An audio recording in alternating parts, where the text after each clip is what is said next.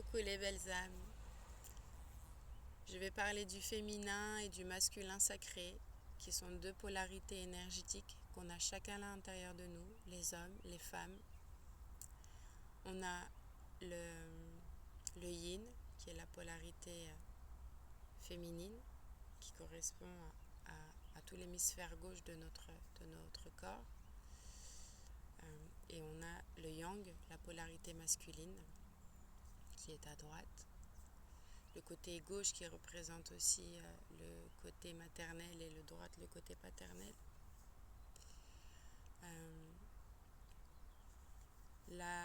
L'énergie féminine, c'est une énergie qui véhicule la douceur, la tendresse, l'affection, la vulnérabilité, la réceptivité, la sensibilité,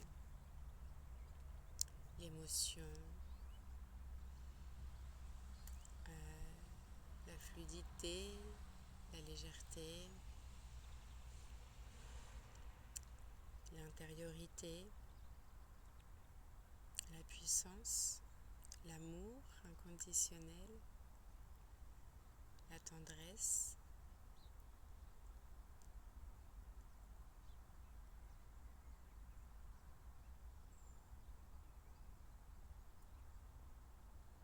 l'intuition,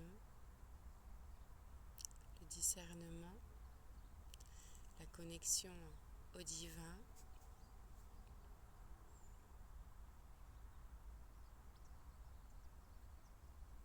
la sensualité,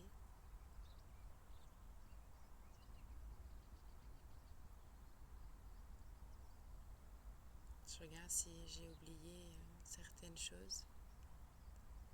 Si ça me reviendra après, je les dirai. En tout cas, j'ai dit les principaux. L'énergie masculine, elle nous apporte la force. C'est le corps, c'est la stabilité et l'ancrage.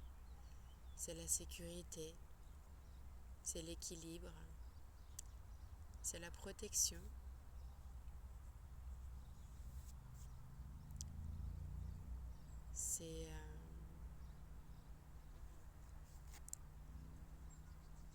C'est l'ancrage, je crois que je l'ai dit. C'est aussi le guerrier de lumière, la guerrière de lumière. C'est le respect, la bienveillance. C'est le courage et la détermination. C'est la réussite. Et j'ai oublié une chose très importante. Le féminin sacré, c'est l'énergie qui crée à partir de la conscience, donc à un plan plus abstrait. Et le masculin sacré, lui, c'est lui en fait qui descend, qui manifeste dans la matière les projets. Donc c'est vraiment, vous voyez, c'est vraiment une complémentarité, parce que si on ne se sert pas de notre énergie féminine, on n'est pas dans cette projection de projet, de création. Et si on n'a pas notre énergie masculine, en fait, on ne peut pas matérialiser nos projets. Et très important, le féminin sacré, c'est la créativité, c'est la création. Et le masculin, c'est celui qui matérialise dans la matière. Donc c'est vraiment des énergies qui sont complémentaires. On ne peut pas réussir en tant qu'individu à se réaliser pleinement s'il y a une partie de nous qui manque en fait.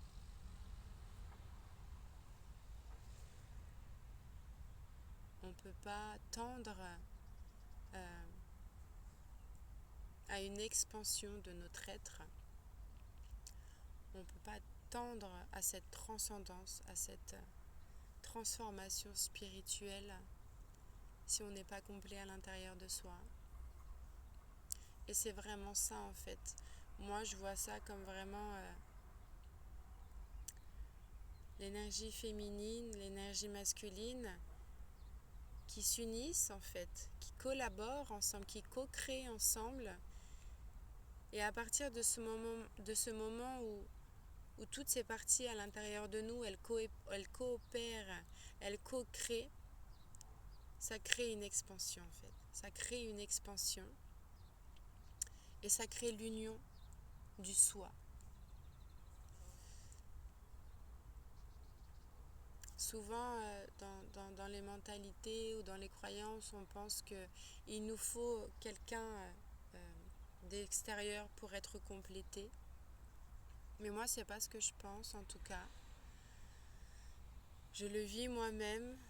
J'ai longtemps refoulé mon féminin sacré par peur de montrer mes émotions parce que voilà, il y a eu beaucoup de fausses croyances qui ont été transmises de génération en génération, que la vulnérabilité, c'est être faible, c'est aussi, quand on montre sa vulnérabilité, laisser la possibilité à quelqu'un de nous blesser, de nous faire du mal. Donc j'ai longtemps réprimé ça, c'était pour me protéger. J'ai fait un travail sur ça, donc j'ai accueilli pleinement mon féminin sacré. Et ensuite, ça a été mon masculin sacré que j'ai beaucoup refoulé. Et en fait, j'avais des fausses croyances sur le masculin sacré. Et du coup, maintenant, voilà, j'ai accueilli cette partie de moi et je continue à l'accueillir encore plus et à me servir de cette énergie. Et je sens en fait que je me sens plus complète, que je suis la complémentarité et que je sais que je suis capable de m'apporter tout ce dont j'ai besoin pour me construire intérieurement et me construire extérieurement. Et c'est vraiment une libération parce que du coup, je compte plus sur quelqu'un pour me compléter. Je compte plus sur quelqu'un pour pouvoir m'apporter ce que j'ai envie, ce que j'ai besoin. Et c'est ça ma liberté à moi. C'est de pouvoir créer les choses par moi-même. Parce que je sais que j'ai toutes les ressources et le potentiel. Et chacun d'entre nous, on a toutes les ressources et le potentiel. Et c'est important de venir prendre conscience de ces deux parties de nous, de venir se réunifier à l'intérieur de nous pour pouvoir être dans cette totale liberté d'être, liberté d'exister et d'être dans cette expansion de l'être. J'aimerais parler aussi des fausses croyances qui ont été construites au fur et à mesure, de génération en génération, et qui ont été transmises par nos ancêtres, nos arrière-grands-parents, nos grands-parents, nos parents, pour que les gens puissent prendre conscience, pour que toute cette transmission puisse enfin prendre fin et qu'on puisse redevenir conscient de nos croyances et rebâtir des croyances qui sont vraies en fait, qui sont basées sur la vérité divine. À l'époque, les femmes, elles étaient interdites de faire des études, de travailler, de voter. Elles étaient soumises à leur mari. Elles étaient très vite mariées, très vite elles avaient des enfants. Et en fait, ça a créé un espace qui lui a privé elle-même de son propre espace parce qu'elle était restreinte à être l'épouse d'eux, être la mère d'eux et être une mère au foyer. On ne lui demandait pas son avis, on ne lui demandait pas ce qu'elle avait envie, on ne lui demandait pas à quoi elle aspirait. Et du coup, ça fait que la femme s'est renfermée petit à petit, que l'énergie féminine s'est construite sur ces croyances-là, que la femme, elle devait être docile, elle devait accepter tout, elle n'avait pas le droit de dire non. Et aussi, elle était coupée de sa liberté parce qu'en fait, le fait d'être dépendante de son mari financièrement, ça faisait qu'elle pouvait pas, enfin, elle pouvait pas, si elle pouvait, mais avec beaucoup de difficultés, partir du foyer sans travail, sans études, sans argent, ce qui faisait que ça a créé cette dépendance, ça a créé cette coupure de sa liberté. Elle était coupée de ses ressentis, de ses émotions qu'elle a beaucoup refoulées. Elle a été privée de vivre pleinement sa vie de femme, de vivre ses aspirations. Elle s'est coupée de sa puissance. Et du coup, toutes ces croyances sur le féminin sacré, ça s'est basé sur ça. Sur le fait de ne pas être légitime en tant que femme. De ne pas être légitime, de vouloir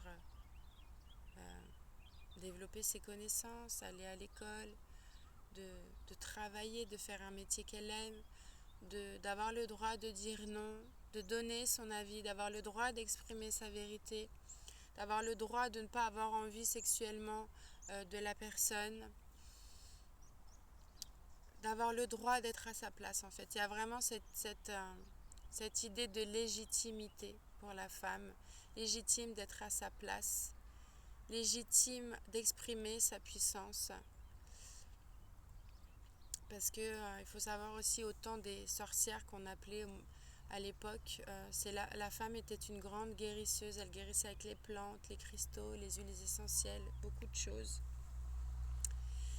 Et à cette époque-là, elle n'avait pas le droit de travailler, la femme, et du coup, ça a créé comme une sorte de rivalité, de dualité avec l'homme, parce que du coup, l'homme a vu la puissance de la femme, que même sans études, elle était capable de guérir. Donc il y a eu beaucoup de tueries, il y a eu beaucoup de souffrances, et l'homme a fait en sorte de réprimer la femme, et au fur et à mesure la femme s'est coupée de tout ça, de toute sa puissance, de ses dons, de son potentiel, de son intuition, et on en est arrivé à l'heure d'aujourd'hui où les femmes sont beaucoup dans l'action, sont beaucoup dans l'énergie masculine, mais une énergie masculine qui a été basée sur des fausses croyances. Je vais en parler juste après.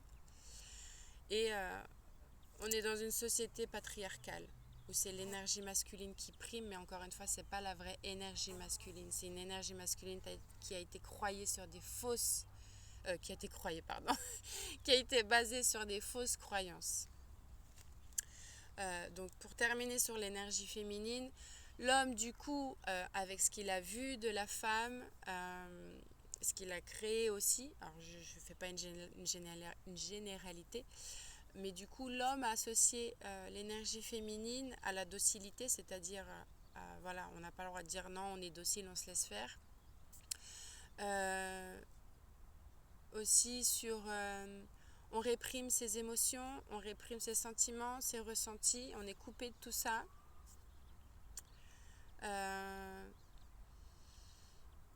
Et puis ce qui a aussi créé des comportements chez l'homme, des comportements très humiliants, très rabaissants pour la femme. L'homme qui voit en premier lieu la femme comme un objet sexuel, comme quelque chose à séduire. Donc tout de suite, là, à partir de ce moment-là, on enlève l'identité même de la femme, parce que c'est pas un corps, c'est pas que un corps, c'est d'abord une conscience et une âme, une identité. Et du coup, voilà, l'homme s'est senti supérieur à la femme, ce qui a fait que voilà, il avait l'emprise sur elle, et le pouvoir sur elle, et c'était ses désirs, ses besoins avant elle, et elle, ses besoins, on ne pose pas la question en fait, puisque dans la croyance des hommes, la femme, c'était la soumission en fait à l'homme. Donc du coup, ça a créé ça a généré beaucoup de blessures, d'humiliation chez la femme.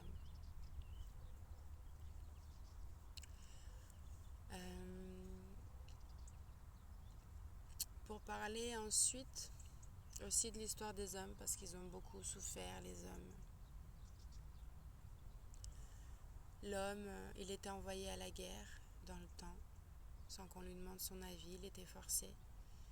Il vivait des choses horribles à la guerre, il voyait des choses horribles, il était obligé de tuer, obligé de voir ce massacre humain, il était obligé de quitter sa famille. On lui a mis cette lourde responsabilité. Tu dois protéger ta femme, tu dois protéger la femme, tu dois protéger les enfants. Tu dois être violent, tu dois être agressif, tu dois être fort dans ton corps, sportif, pour pouvoir justement apporter cette protection. Tu dois montrer ta valeur à travers le matériel que tu as. Les hommes sont beaucoup dans cette comparaison à « Ah, moi j'ai ça, moi j'ai ça, moi j'ai ça ». Justement pour se donner de la valeur, pour croire en cette illusion en tout cas de valeur et de confiance en soi. Voilà, l'homme c'était ce soldat en fait féroce. Là je parle des fausses croyances, hein, parce que quand tout à l'heure j'ai dit l'énergie que le masculin sacré apporte, c'est pas du tout la même chose. Là c'est vraiment ce qui a été bâti et qui a apporté toutes ces fausses croyances autour du masculin sacré, autour de l'homme. Que l'homme, voilà, il saccage tout sur son passage. C'est quand même lui qui est à l'origine de beaucoup de guerres. Aussi, donc comme je disais par rapport à la sexualité, l'homme c'est très bestial, c'est voilà, on lui a demandé de se couper aussi de ses émotions, de ses ressentis, de ses sentiments, parce qu'un homme ça doit être fort et qu'un homme ça doit pas être vulnérable. Donc on lui a demandé de beaucoup refouler, on lui a demandé de ne pas avoir ce cœur en fait, de ne pas avoir ce cœur et de faire les choses mécaniquement, sans cœur, sans conscience, et ce qui a eu un impact dans son comportement, dans son comportement de la vie de tous les jours, dans les comportements sexuels, à être très bestial en fait, à mettre ses désirs en priorité, puisque la femme devait s'oublier, l'homme c'était lui qui devait être priorisé. Donc ça aussi, c'est quelque chose de très difficile pour les hommes, voilà, parce qu'ils ressentent, ils ont un cœur, ils ressentent les émotions, ils ressentent les choses, et on leur demande de ravaler tout ça, et en fait, on le ravale, ils le ravalent, ok, mais ça reste là à l'intérieur, et ça bouillonne, et ça crée beaucoup de frustration, autant chez la femme, autant chez l'homme, parce que la femme, on lui a demandé de réprimer ses envies, ses désirs, donc elle vit dans la frustration. L'homme, c'est la même chose. Et en fait, toutes ces fausses croyances qui sont restées là dans l'énergie, dans l'air, dans l'air du temps, c'est pour ça que les hommes et les femmes se comportent ainsi. Parce que c'est la perception qui a été construite sur des fausses croyances qui ont amené à l'homme et à la femme de se comporter de telle manière. Et c'est aussi ce que j'ai pu remarquer. Très vite, beaucoup de personnes, en tout cas une majorité, très vite, quand ils partent du foyer familial, l'homme ou la femme, ils vont vite chercher à se mettre en couple avec quelqu'un pour pouvoir emménager. Mais parce que inconsciemment, en fait, déjà en tant que femme, on pense, vu qu'on a ces fausses croyances, on pense qu'on n'est pas capable de se construire matériellement, puisque c'est des choses qui appartiennent un peu plus à l'homme dans les fausses croyances. Et en fait, ce qui fait que les personnes, inconsciemment, elles vont aller chercher à l'extérieur ce qu'elles n'arrivent pas à s'apporter par elles-mêmes. Ce qui fait que ces choix ne viennent pas du cœur, elles viennent du mental. Et vite, elles se précipitent à se marier, à avoir des enfants, à avoir une belle maison, parce que c'est aussi ce que la société a véhiculé, qu'il faut, voilà, que c'est une suite logique en fait de la vie, qu'il faut faire comme ça. C'est une sorte de conditionnement. Et vu qu'il y a beaucoup cette peur du rejet de la société, cette peur du jugement, les personnes n'osent pas en fait mener la vie vraiment qu'elles ont envie parce qu'elles sont coupées d'elles-mêmes. Mais voilà, pour revenir à cette complémentarité qui peut manquer à l'intérieur, ça influence nos choix inconsciemment. Et c'est pour ça que je parle de tout ça, parce que je souhaiterais pouvoir aider les personnes à éveiller leur conscience et à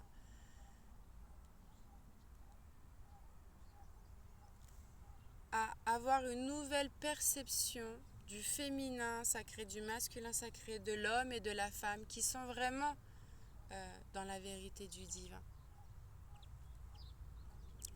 Et de plus être dans cette dépendance qui fait qu'on va chercher à l'extérieur ce qu'on n'est pas capable de s'apporter. Mais on est capable de s'apporter. C'est juste qu'il faut remettre les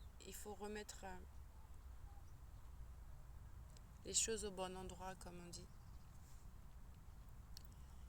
Et on est tous cette complémentarité. Et j'aimerais que tout le monde puisse retrouver sa liberté d'être. Que tout le monde puisse se réunir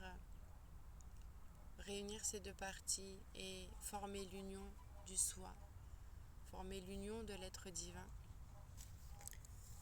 Moi, c'est ce que je vis et c'est ce que je continue à travailler, mon masculin. Et oui, pour revenir sur l'homme, l'image de l'homme qu'on avait pu avoir, moi j'avais cette image de l'homme, de par mon vécu, de par mes traumatismes, que l'homme, voilà, c'est la violence, l'homme, c'est l'insécurité, l'homme, c'est le danger aussi. Parce que nous, en tant que femmes, voilà, on est vulnérable, on est moins forte, plus faible dans les fausses croyances. Donc du coup, ça, pour moi, anciennement, ça représentait tout ça, le déséquilibre, tout ça. Et du coup, je pouvais pas accueillir pleinement ma vraie énergie masculine. Et alors d'aujourd'hui, non, je sais que le masculin sacré, c'est tout le contraire. C'est celui qui protège, mais de la bonne manière. C'est pas celui qui va tout saccager. C'est celui qui apporte la stabilité, la réussite dans la matière, tout ça. Et je pense qu'on arrive à un moment donné dans l'ère de cette humanité, on arrive dans une très grande transition, un très grand changement.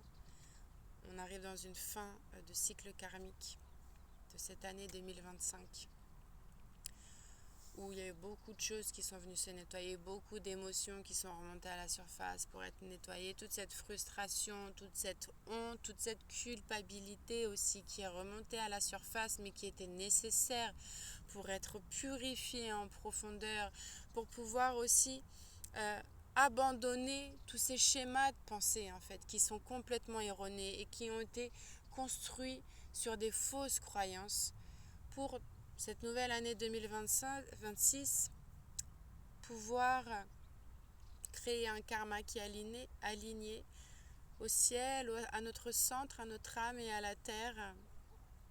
Et on a beaucoup de chance parce que on reçoit beaucoup d'énergie cosmique qui nous aide dans cette transcendance, dans cette guérison profonde.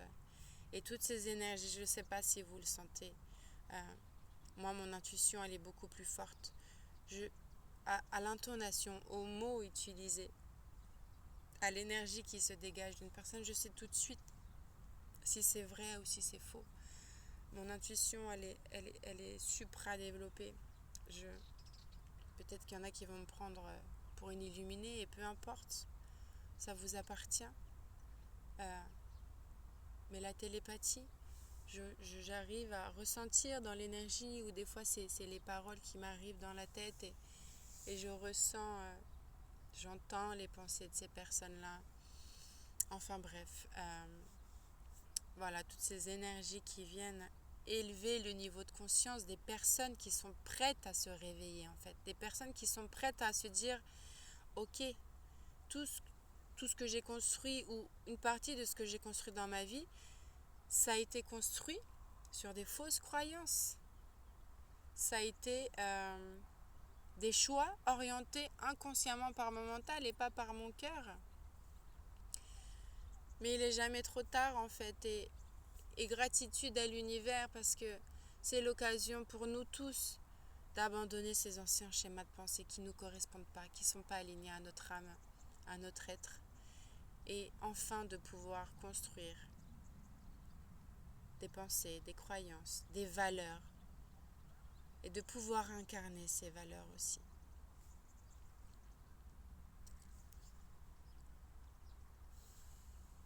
De pouvoir choisir en toute conscience le lieu où on habite, le métier qu'on veut faire, parce qu'on n'est pas obligé de travailler dur pour avoir ce qu'on veut. On n'est pas obligé de faire un métier, de subir un métier qu'on n'a pas envie.